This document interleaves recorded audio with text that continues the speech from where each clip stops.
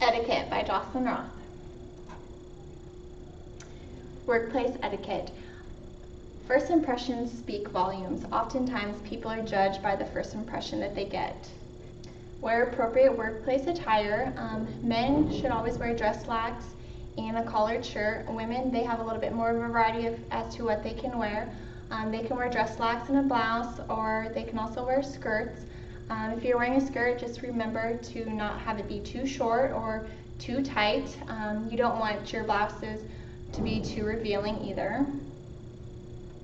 The men at the company that I work at, we have a dress code policy, and the men, they have to wear buttoned up white long sleeve shirts with ties every day.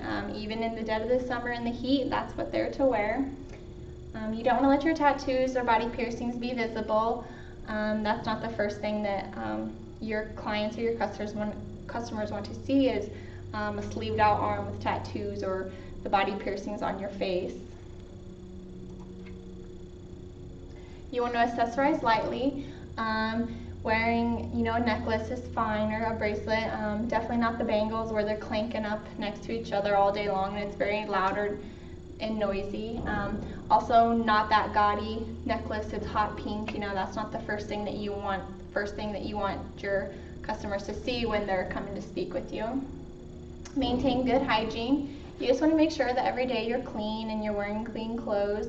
At the company I work at, the men in the office, they're always to be cleanly shaved. Avoid wearing heavy makeup. For the women, you don't need to come in with that bright blue eyeshadow and hot pink lipstick. Just keep your look natural. Try to avoid wearing too much cologne or perfume. Some people can be real sensitive to it and give them headaches, so you just want to make sure you're not putting on too much. Be courteous to the ones around you. Keep your interruptions to a minimum. You don't need to just interrupt the person that's talking or come interrupt a conversation.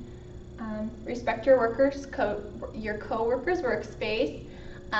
Make sure you always knock before entering into their office or to speak with them. I have an example at my work that we always had a gal who would just come barging into the office. Didn't matter who was in there, whether the information that was being spoken of was confidential or not. She just come barging in, being loud and obnoxious, and we finally had to tell her that she had to stop doing that because it was very rude. Keep your workspace clean and tidy. You don't want to have that messy desk where there's paper scattered everywhere and you're always digging to try to find what's on the desk or trying to find what you're looking for. Keep your gossip and private life conversations out of the workplace. Nobody needs to know what you did last weekend or all the hot gossip that's going around town. Those are the kind of conversations that need to stay out of the workplace. Incorporate please and thank you to your everyday. It's always nice to say please if you're asking for something, and then when you have received that, make sure you say thank you.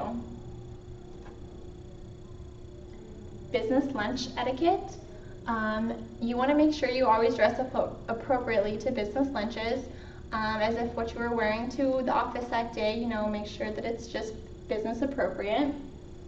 Be on time. It's always best to arrive a little bit early. That way that you get your lunch off to a good note, to a good start. Shake hands and make eye contact when meeting.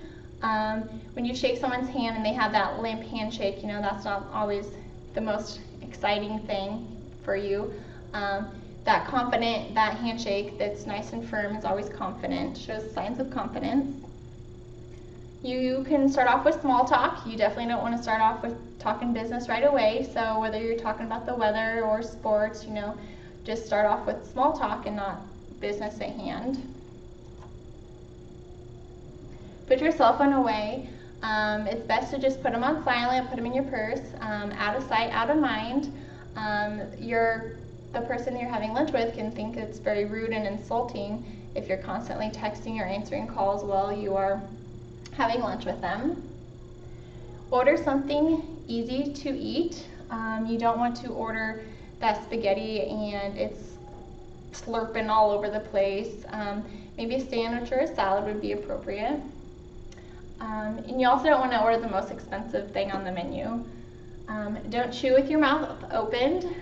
Nobody wants to hear you smacking your food the entire time, and you don't want to talk with your mouth open.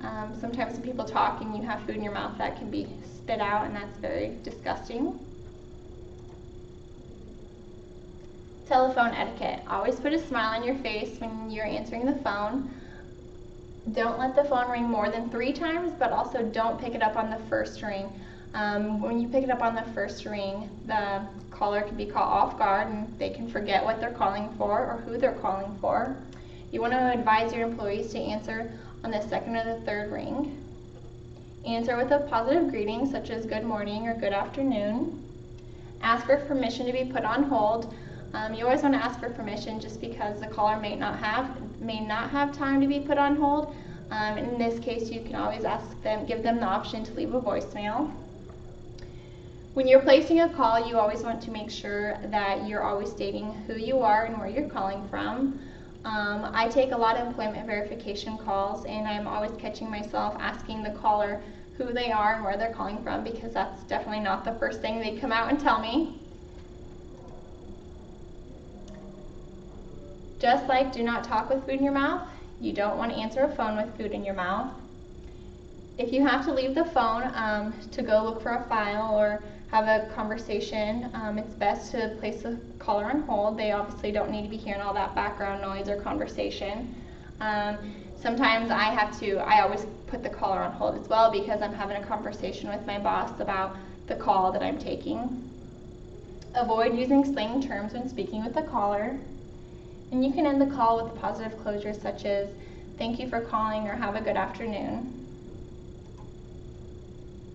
Email etiquette. Professional behavior on the job. Sending non-business related emails that include jokes or forwards or chain letters shows your lack of professionalism. Also, does it not show your lack of professionalism? You're abusing company time. That is not where you should be sent. You should not be sending emails on company time, nor using your company email. The subject field, this field is often determined, what is put in this field is often determined whether the message is going to be opened or not. You always want to clearly state in the subject field the content of the email message. And you want to make sure you proofread. Misspelling shows your lack of detail. Level of formality, communicate as if you were writing this on company letterhead. You want to avoid changing the font or the font color. When you are changing the font or the font color, it's very distracting and it can be hard for the recipient of the email to read. But when you're addressing an email, you always want to consider and assume the highest level of courtesy. You don't want to ever call anybody by their first name unless they've asked you that that's okay that you do that. Just common courtesy when you're sending emails, whether you're saying hello, good afternoon, good day, sincerely, best regards, those are all intros and sign-offs that reflect your professionalism.